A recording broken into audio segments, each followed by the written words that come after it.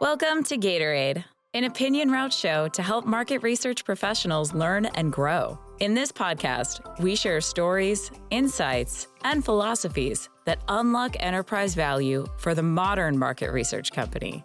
Here's our host, CEO and founder, Terence McCarron. Coming up on Gatorade, you get to hear from Ken Berry. Ken is the founder of Jibunu. If you had seen the news recently, OpinionRoute was extremely excited to announce that we acquired Jibunu this month. So Ken and I sat down, we chatted about it, gave you a little bit behind the scenes of the anatomy of the deal, why we thought it made sense to come together, and then what we have cooked up for the market research companies for the rest of the year and beyond. Hope you enjoyed the conversation. It's been a big week at OpinionRoute. We announced last week an acquisition of a company I've admired from afar up in Massachusetts, and that's Jibunu. With me today, I have the founder of Jibunu, Ken Berry, is now part of OpinionRoute's leadership team. And Ken, thanks for jumping on the podcast. I'm happy to be here. One of the great pains I put every one of the leadership team through is jumping on this podcast and having a chat. Since our audience is really OpinionRoute clients and prospects, this is a great opportunity for you just to share a little bit of the Jibunu story. So why don't we just start there? Why don't you kind of share with the audience a 22-year history, truncated? What is Jibunu all about? How'd you get your start? Tell us a little bit about the origin. Yeah, so Jibunu actually I started in market research maybe 23 years ago.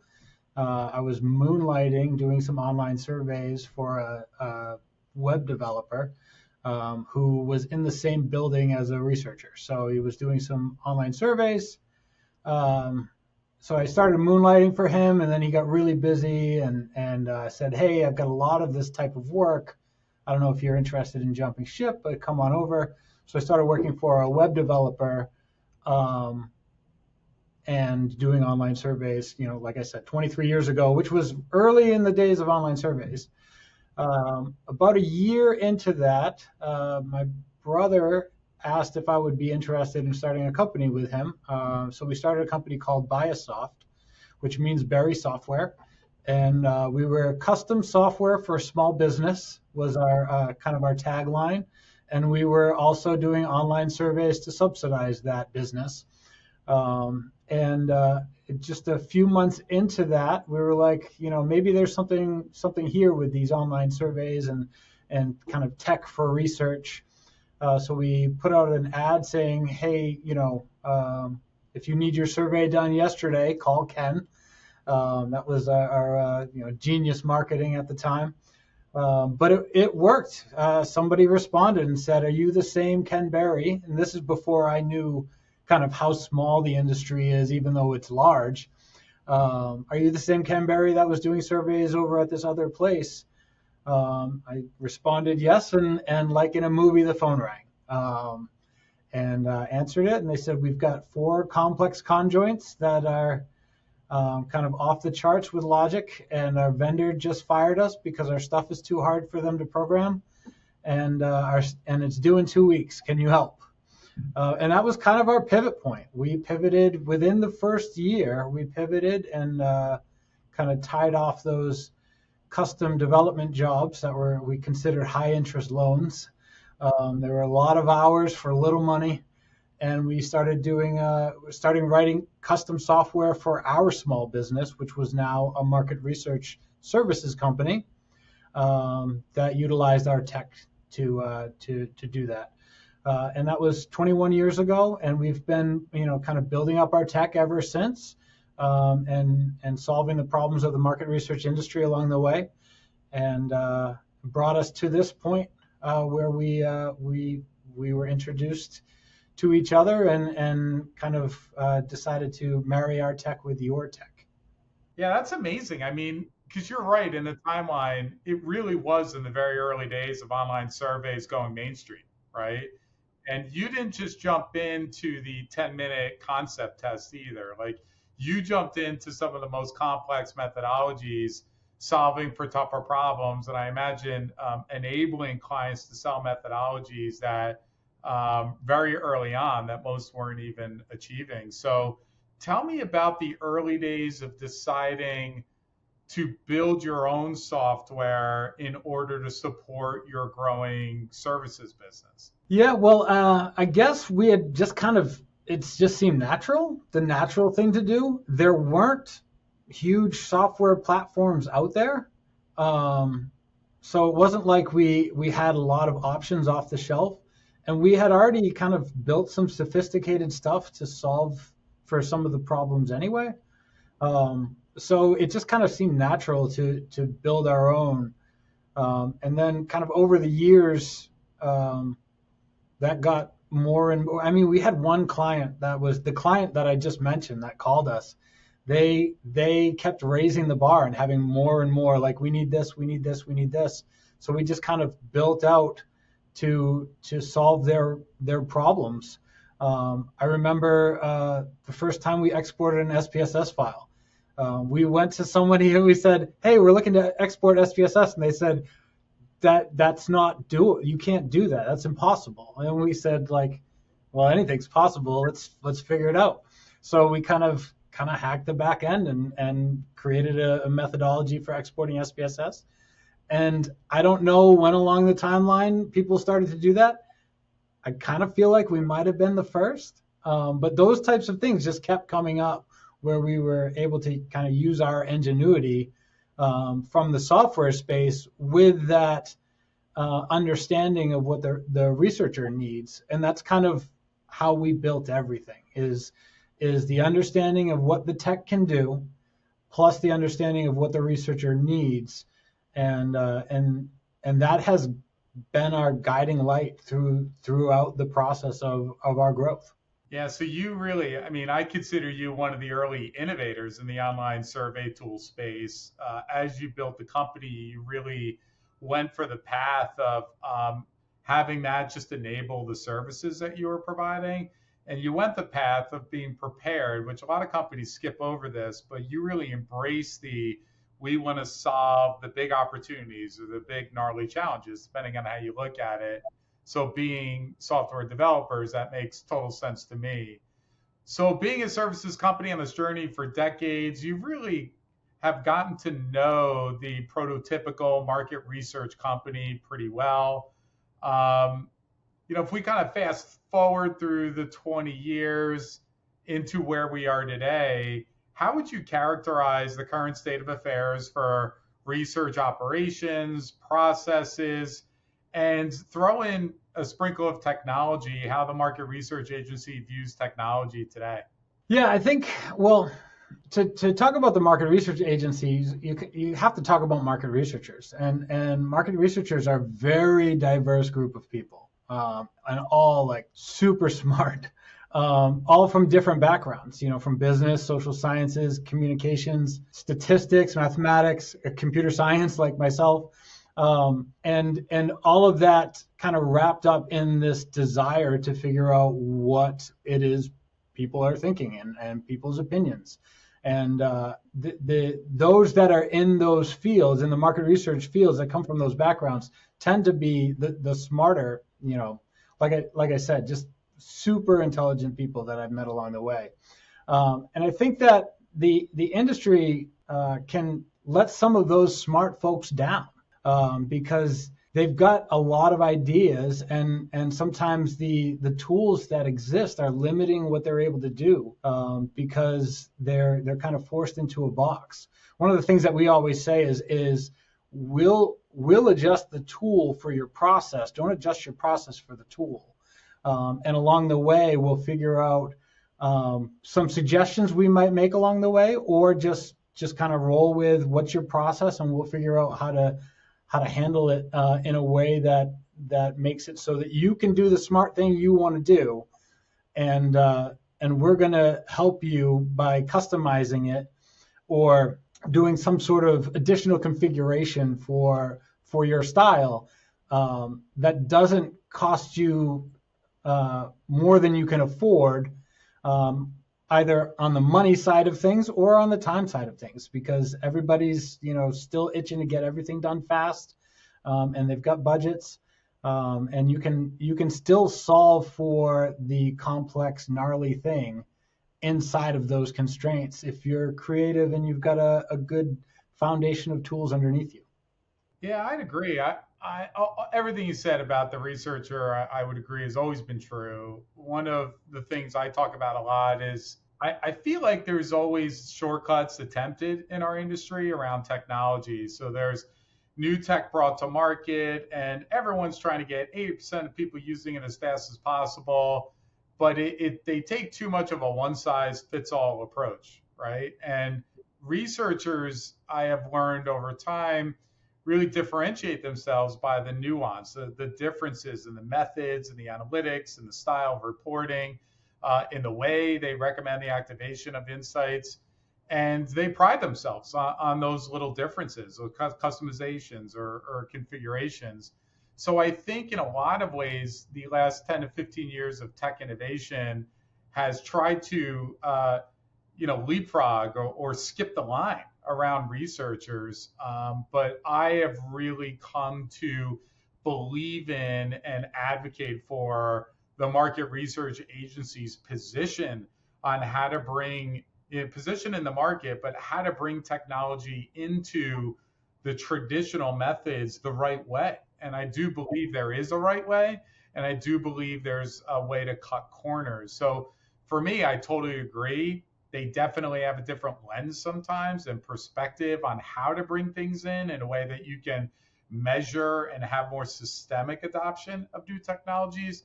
But all too often, the new tech booms that have occurred have tried to cut the line. And I think researchers have feelings about that, and rightly so. I would validate that. I'm just curious, like, what you think about that and how you've been so successful in bringing these technology features or modules or new ways of working around tech to tried and true methods. Yeah, I think the key has always been to kind of meet them where they are. I think that sometimes the resistance to tech is not the resistance to something newer and better. It's just that they feel like using technology will require them to either give up something or pay more. I think you and I have some tried and true stories that show them that technology allows them to do what they want to keep doing without adding to their bottom line, and in many cases improving it by allowing them to do more with less. And that's kind of I often talk to people when I talk about some of the things that we can do, and I start with saying it's going to sound very cliche because we truly want to help you, and we truly can employ some of these technologies to allow you to do more with less. And it's kind of like very sales pitchy, but it's truly underneath what we care about. It's our mission. Our mission statement is to improve the lives of researchers through technology and service. That is, that's what we want to do. So it's always rooted in that. Meet them where they are. Make sure that they don't have to jump through hoops to get the things that will improve their lives. Yeah, protecting that client experience and respecting all that they have to do, right? They're under, as you mentioned, tight timelines and a lot of things they need to get done beyond the role my company, your company has historically played. So yeah, I think it's I would sum all this up by just saying there's a respect for the researcher's role in the process and what they have to get done. I think that is the right starting spot, as opposed to making promises that generally are not designed to be kept. So that's actually, funny enough, this conversation, it's so obvious to me still, right? How much the philosophies overlap and how we've gone about building our respective companies. So a lot of people over the last week since we made the announcement have asked me, like, I know Ken and I know you, but how did this all come to be? So maybe we should take a minute and just share sort of the beginning of our conversations that ultimately led to Jibunu and OpinionRoute coming together. And it started, I guess, at an Insights Association CEO Summit. Shout out to them. But anyway, why don't you tell your version of the story, and then I'll sort of jump in after. Yeah, we started talking. I don't know. I feel like we met a couple years ago, and then after last year, started talking some more, and just kind of having calls. And it wasn't really. I didn't have any true purpose to the call. I think that underneath it, you kind of had little thoughts going on there. I didn't know much about you or your company when we met. I served with Rich, our Chief Trust Officer on the North Atlantic Insights Association board. So I knew about the company. I knew of it. As you know, we're not a research company. We're a tech-forward services company like you. And we've been focusing on helping researchers with efficiencies and tools around the survey programming process. And then as you and I started talking, you kind of, your tech and your tools and your services were on the outside of those processes, and some overlap, but not a ton as far as the tech goes. And then you and I had a conversation. I don't remember quite what I said, but you said maybe we should talk more about the possibility of us getting together. And that was, I don't know if you remember this, but I said, wait a minute. So what exactly does your company do? And then we really dug in to find out that there were a lot of synergies with limited overlap, a common mission, common values, and a common perspective on the market and the industry as a whole. Yeah, I agree. From my perspective, and I'll just share that in our journey to help kind of market research firms streamline and optimize processes, we really start from like the very middle, like the inside out, which is the middle of the project, the field, right? People know me for a long time for being a first phone and then online sample guy. OpinionRoute has been helping hundreds of researchers on the sample side, and then ultimately improving data quality while getting jobs done. So you can see in our tech how that stuff is very, very visible in the Navigator. It's generally where people find us. They talk to us, something blew up on a project, usually around quality or missing a deadline or quotas or something like that. And they want us to go fix the field part. We added programming and hosting years ago, but for me, listening to you talk in the early conversations, yeah, you're right. The sensibility around process optimization, leaning on tech to solve those recurring complex problems. We built the same exact way as Jibunu. We just did it a different part of the process. So pretty quick, and I was maybe a head start on you because you dug in deeper first, but it all just started fitting together like very easily, both on what you chose to build and what we chose to build on the tech side. While there was some overlap, maybe about a quarter of it, the depth there you went was in a different area from the depth we went. And it all started coming together in my mind like very easily. And the rest was just details, right? What that would look like, how we would talk to clients. We still have things to figure out, certainly on the tech integration and things, but that will be a constant work in progress, I think, for a year. But yeah, it started making sense in my mind really quickly.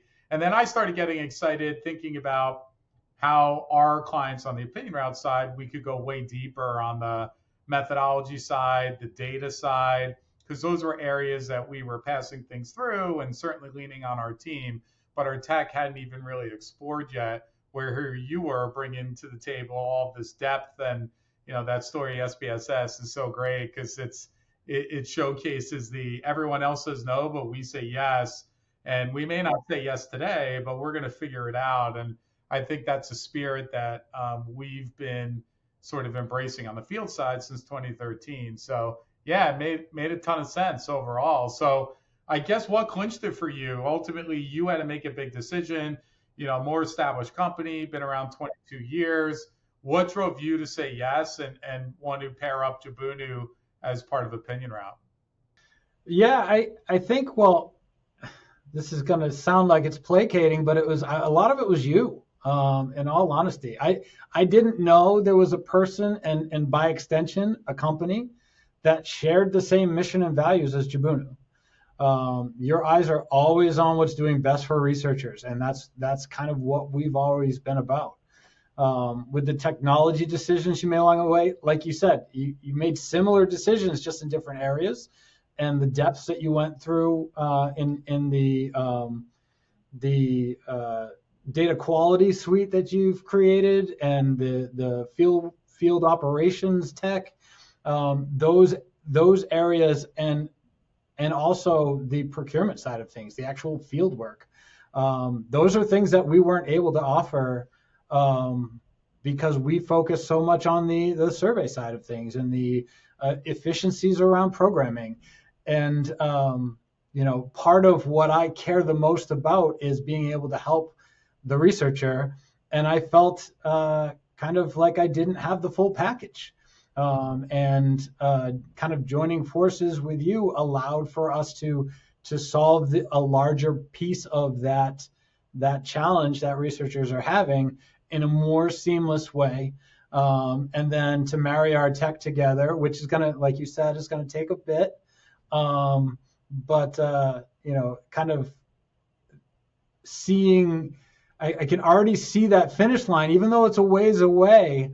And the cultural fit around mission values and the culture, I think this past week has shown just how valuable that is.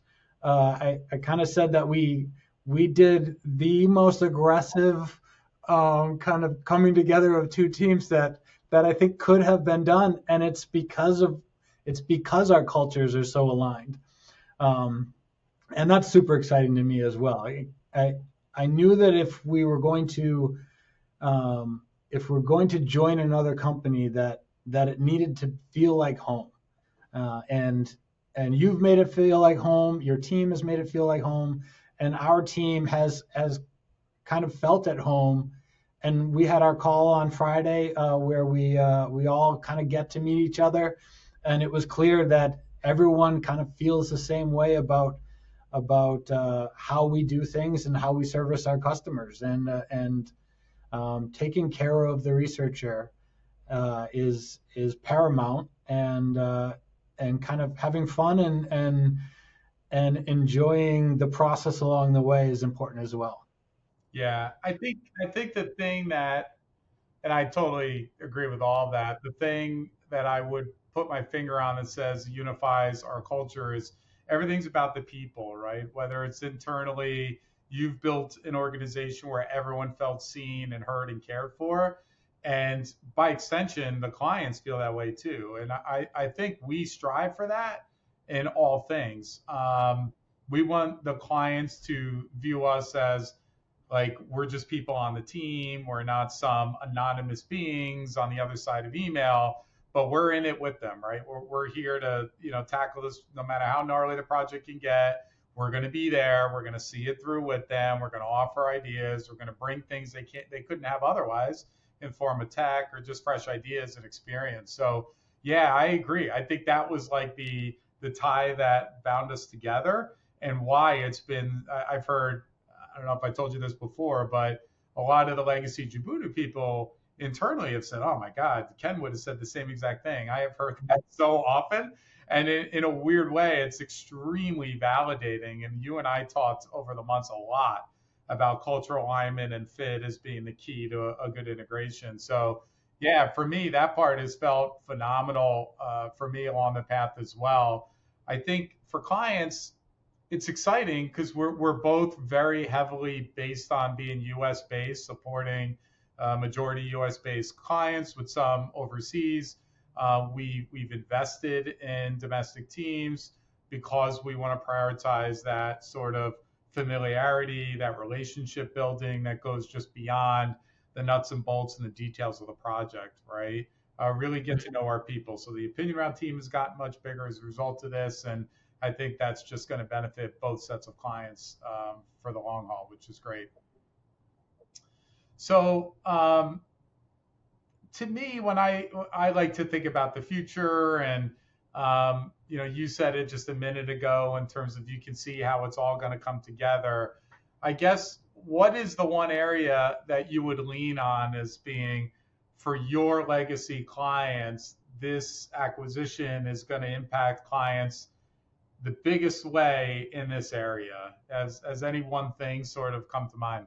Yeah, I kind of see it as like I'm no longer trapped in this. The handcuffs are off. I'm no longer trapped in this small piece of the project, and the ability to offer streamlining from the beginning all the way through, and offer the things that we haven't been able to offer. The data quality suite, we started to build out some tools on our end, and we were just in like specification mode of those things, and then find out, well, we are joining a company that already has an established, that suite has already been written, and of course we'll add to all the tools as we move forward, but to be able to say, hey, that thing that we talked about that we were going to get on our pipeline, now we're part of a company that already has that thing that you're looking for, and there's a myriad of those types of things, where you just basically expand your toolbox. We were working out of a toolbox, and now we're working out of a garage full of tools. And our tools are adding to your garage, and your garage full of tools is adding to our capabilities. And it's just it's a lot of fun to kind of revisit those client conversations that you had and say, okay, I can solve this earlier now. I can solve this earlier than I was going to be able to. And not only that, I can have a deeper relationship with those clients that we just do a small piece of their process. We can now help them streamline the entirety of it, and then work on just creating more and more efficiency as we grow. I'd echo that. Something you said earlier when we were talking about the researchers, I think you had indicated that you didn't believe they were tech resistant, even though that's the big sort of reputation that they have. And I'd echo that. I mean, this is the part that has me most excited about the future for our clients is I have had so many conversations with clients that have been doing certain things in a tech stack, right? Methodology wise, that's 10, 15, 20 years old. And it's off the shelf software that's not being supported anymore.